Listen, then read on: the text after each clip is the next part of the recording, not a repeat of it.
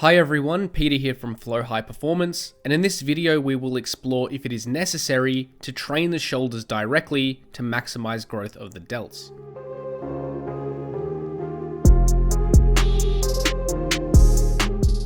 To understand how to best train the shoulders, we first need to explore the anatomy of the shoulder muscles.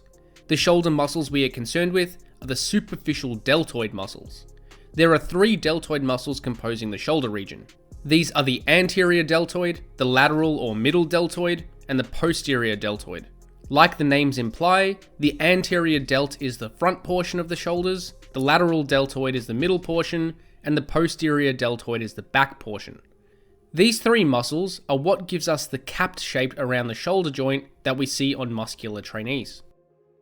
So now we know what muscles we are trying to train when referring to the shoulders. Let's now explore the anatomical structure of these muscles so we can better understand how to train them. We will now cover the basic anatomy of each of the deltoid heads. The anterior delt originates on the clavicle and inserts on the humerus. As we can see, all the muscle fibers run uniformly in the same direction, which indicates the line of pull of the muscle. The lateral deltoid originates on various parts of the scapula and inserts at a single point on the humerus. Because of the wide origin of this muscle, some fibers run in different directions. Some parts run more in line with the anterior delt, while others run more in line with the posterior delt. And finally, the posterior deltoid originates on the scapula too and inserts on the humerus. All these fibers run fairly uniformly in the same direction. Next, we need to explore the biomechanics of the shoulder muscles. Because of their anatomical structure, the deltoids are monoarticular muscles, meaning they only act on a single joint, the shoulder. The deltoids perform multiple different actions at the shoulder joint because of the anatomy of the different heads. The anterior deltoid primarily performs shoulder flexion and horizontal flexion, while the posterior deltoid mainly contributes to shoulder extension and horizontal extension. The lateral head primarily contributes to shoulder abduction, but it also somewhat assists the other heads in shoulder flexion and extension because of the variation in fiber orientation. So basically, all movements at the shoulder will train some portion of the deltoids to some extent.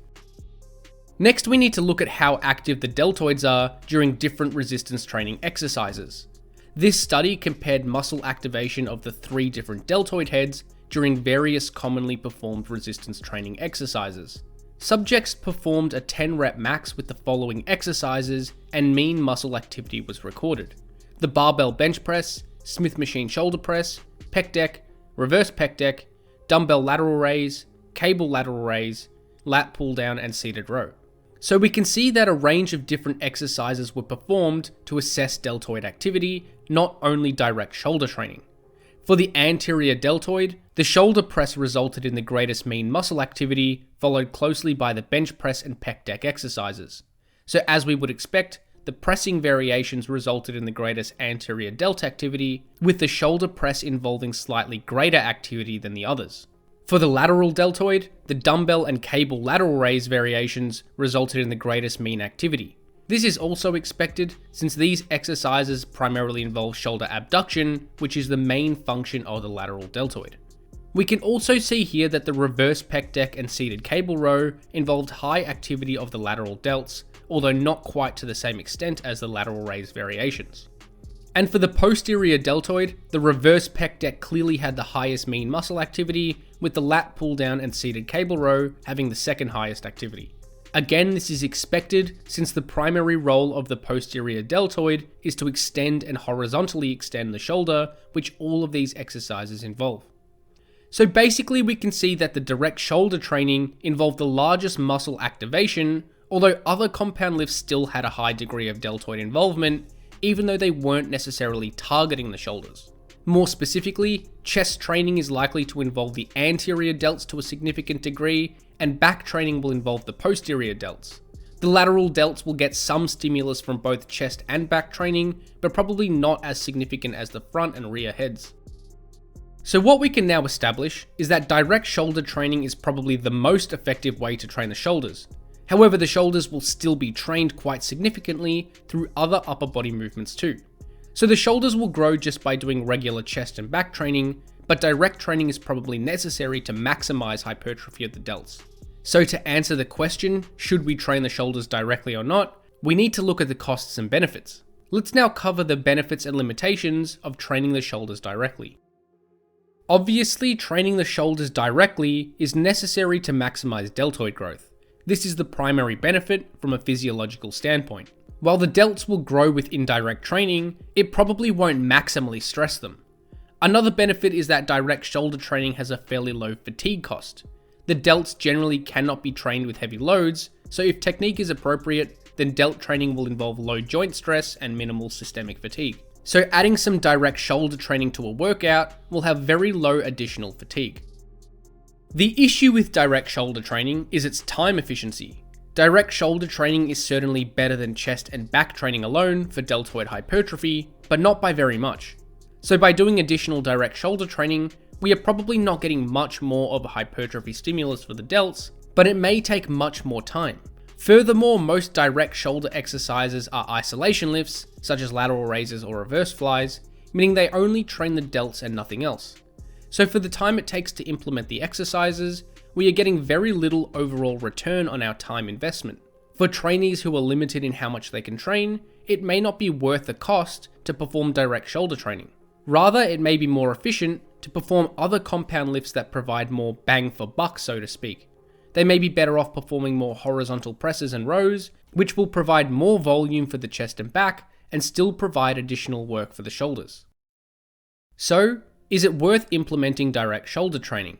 Well, the decision is up to the individual trainee based on their individual preferences and context. There are a few factors we should consider that will influence our decision to include or exclude direct shoulder training. Let's now cover what these are. The first consideration is how developed the shoulders currently are. Have the shoulders been growing without any direct training?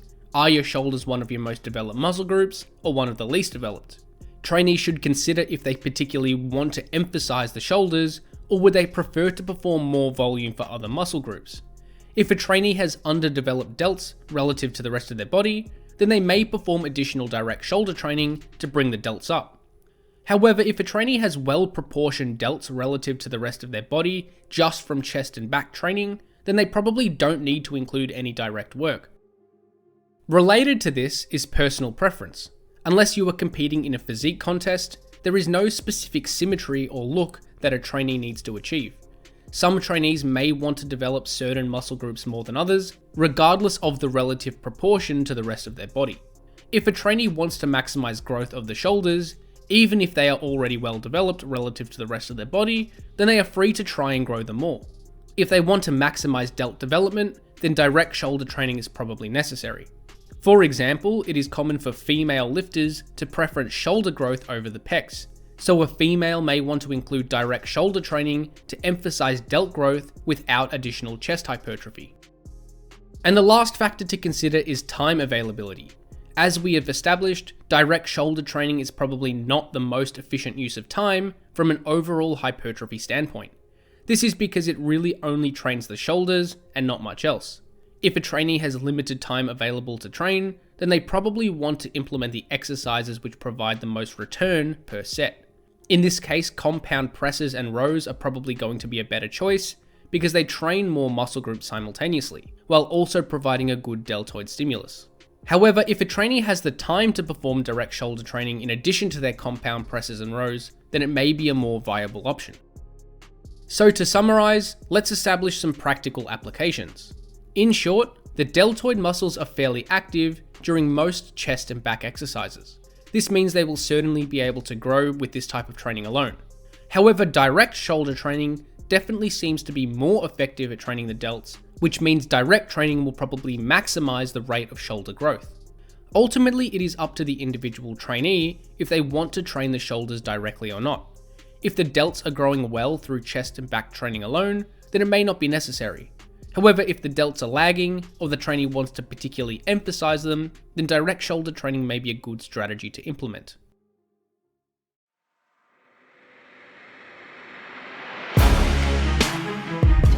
Thanks for watching, and hopefully you got something out of this video. Remember to subscribe if you haven't already.